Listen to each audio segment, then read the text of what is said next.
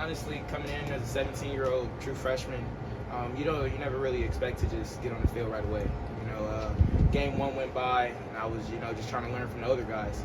And game 2, they decided to put me in the game against Baylor. And honestly, I really could just say that I've learned a lot about college defenses, about different defensive schemes, things that I didn't know in high school, and that's something I'd like to carry over to the season.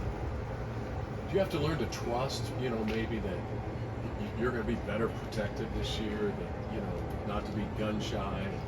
Definitely coming in, I wasn't an early enrollee, so I didn't really have the chance to get a tight bond with the older guys on the team, like the linemen. Like when I first got here, I didn't really get the chance to create the bond that I would have wanted to. So, during this off season, it was really more about being able to connect with my teammates, being able to connect with the people I'm going to be battling with on the field.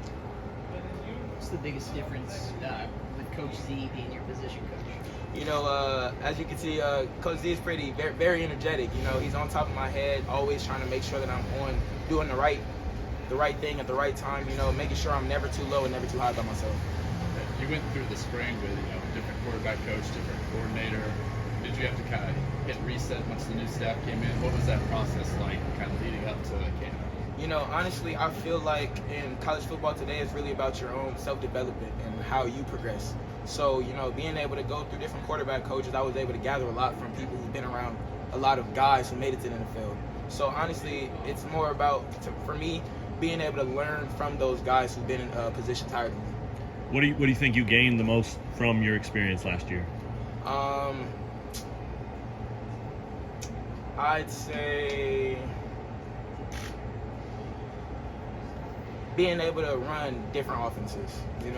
High school, more of a pro-style offense, more of a under center, get it, play action, and throw the deep ball. With the first offense I was here with, it was more of an RPO spread offense. So that's something that I'm able to carry on to this season as well. Yeah, what can you tell us about this? I think he called it the rule of zero. Have you heard of that a lot? The line of scrimmage instead of being a 3rd and 17 or something. Oh, yes, right? yes. Well, can you just explain that a little bit? He just told us a little about it.